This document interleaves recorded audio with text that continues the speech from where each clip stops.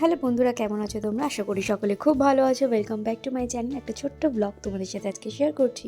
তো আমাদের এক রিলেটিভের একটা ছোট্ট বেবি হয়েছে, তো তার অন্নপ্রাশনে আজ আমরা যাবো বলে একটু রেডি হয়ে নিচ্ছি।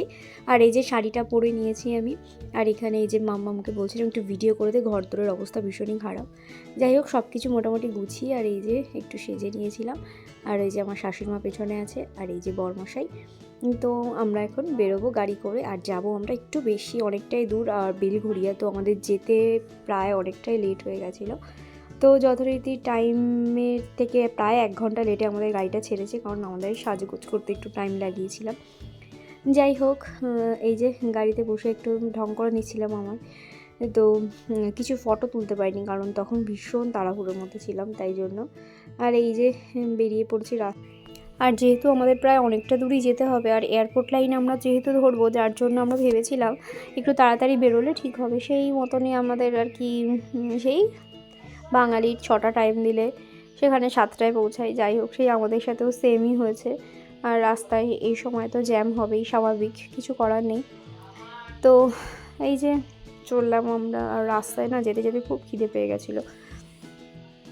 তো বাইপাসে তো এরমভাবে গাড়ি দাঁড় করানো যায় না, তো আমরা বাইপাস ক্রস করে বাগুইহাটি কেষ্টপুর ঢুকে, বাগুইহাটি ঢুকে আর কি ওইখানটায় একটা গাড়ি দাঁড় করিয়ে একটা সাইড দিয়ে কিছু কিনেছিলাম কারণ মামামের ভীষণ খিদে পেয়েছিল।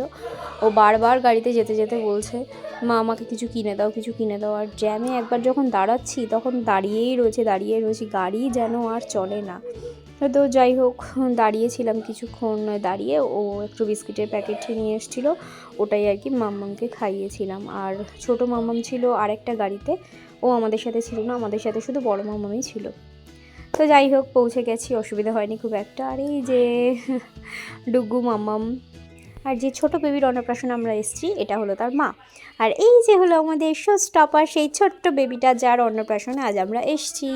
আর এত শান্ত, কি কিউটভাবে ছিল আমাদের সবার সাথে, কোনো কিচ্ছু কান্না করেনি, শুধু ওর যখন একটু খিদে পাচ্ছিলো তখন একটু কাঁদছিল আর কি। তো যাই হোক, এই যে ভাই বোনেরা একসাথে, অনেক কষ্ট ওদেরকে একসাথে করা গেছে আর কি। ওদিকে দৌড়ায়, সে ওদিকে দৌড়ায়। তারপর আমরা একটু কফি পকোড়া টকোড়া খেয়ে নিলাম। আর যেহেতু আমরা আবার ফিরবো অনেকটা পথ, তাই জন্য আমরা ফার্স্ট ব্যাচ নয়, এটা মনে হয় একটু সেকেন্ড বা থার্ড ব্যাচ ছিল। তো সেখানে আমরা খেতে বসে পড়েছিলাম। আর জন্মদিনের কার্ডটা দেখো, বেশ এটিএম কার্ডের মতন করেছিল, কি সুন্দর না? অন্নপ্রাশনের। তো প্রথমেই পড়ে গেল আমাদের গরম গরম কড়াইশুঁটির কচুরি, আর তার সাথে চলে গেছিলো চানা, পনির দিয়েছিল চানাটা, খুব সুন্দর ছিল। রান্নাবান্না নিয়ে কোনো কথা হবে না, খুব সুন্দর রান্নাবান্না ছিল। তারপর এটার পর দিয়েছিল একটা ফিশ ফ্রাই। আর ডুগু না অনেকগুলো পকোড়া খেয়েছিল বলে আমি ওকে দিচ্ছিলাম না আর কি। ও মানে কড়াইশুঁটি কচুরি বা কিছু জিনিস আমি ওকে দিইনি, ও শুধু প্লেন রাইস দিয়েছিল। আর ওই শুধু রাইস দিয়ে আর শশা দিয়ে ভাতটা ও অল্প একটু খেয়েছে, যেহেতু ছোটো, যদি বমি টমি করে দেয়, কারণ আমাদের আবার ফিরতে হতো। তো যাই হোক, ডাল দিয়েছিল, তারপর ছিল এঁচোড় চিংড়ি, তারপর ছিল চিকেন। আমি চিকেন নিইনি বলে মাছ নিয়েছিলাম। যাই হোক, সেই ভিডিওগুলো আর করা হয়নি। তো রান্নাবান্নার টেস্টই খুব ভালোই ছিল। তো তারপর খাওয়া দাওয়া করে সবার সাথে টাটা বাই বাই করে আমরাও বেরিয়ে পড়লাম, টাটা বাই বাই করে আমাদের বাড়ির উদ্দেশ্যে।